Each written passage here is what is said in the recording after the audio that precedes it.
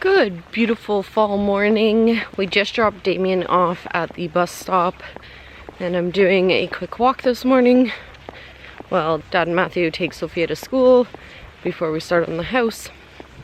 And I just wanted to kind of do a follow-up video, Tiffany's tell all, about a question I got. I can't remember who said it, but I'll put it right here.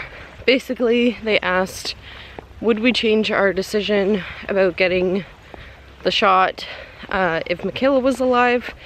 And both Kyle and I feel the same way. We know it's controversial. We know there's a lot of opinions out there, and we don't force our opinion on anyone else. And I feel like there's a lot of people that are very close-minded about the situation and can't see it any other way and are actually plain out rude when they don't even know the situation. I stated very minimal information in my last video about why we're skeptical on getting the vaccine, and quite frankly, people just don't want to hear and don't care what the reasoning is, and that's why I didn't state it in the first place, because I know it's controversial, and honestly, like, we're just doing what's right for our family. So that brings us to, would we get the vaccine if Makayla was alive? Would that change our decision at all? And both Kyle and I feel the same. No, it wouldn't. We would still take our time deciding whether or not we want it and ask questions and try and be informed before we do something. So, and that's always been the case with Makayla. We always do our research, we always ask our doctors, we always talk to them openly, and that's what we're doing now. So it wouldn't change. Now, giving Makayla the vaccine is probably a different story. We would probably give it to her, knowing her condition and with her being fragile. So yeah, that's kind of where we stand. We honestly never got the flu shot each year, and Makayla didn't either. We aren't the type of people that are out and about all the time, and I think that plays a huge factor. We don't live in a huge city. We're in a town of like maybe 500 people, and we only go out when we have to. Sorry, I'm getting out of breath. Hill. So there's a lot of factors that go into our decision, and I mean, everybody's entitled to their decision, right? So that's what we're doing. Oh, my goodness. Pause.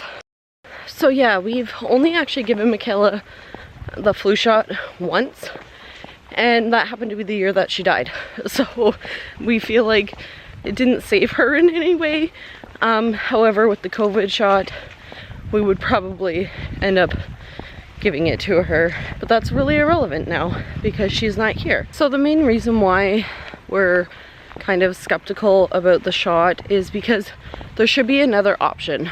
There is ways to protect people without putting something into your body, including full PPE, which is Kyle is doing already. You wear masks, you wear gowns, you wear face shields, gloves, all of that to protect yourself and your residents.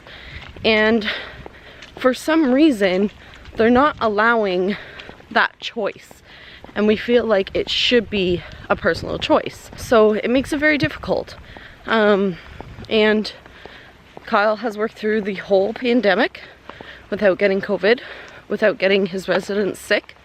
And when people say that you should stop thinking about yourself and worry about others, it is true that even though you get the vaccine, you can still transfer COVID. Now your chances might lessen, of course, but it's still transferable.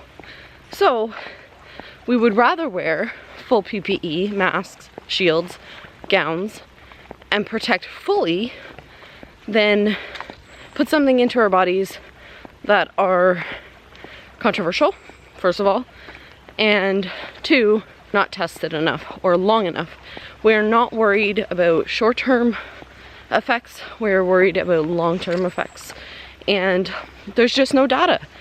It's impossible to create data off of something that is brand new, plain and simple.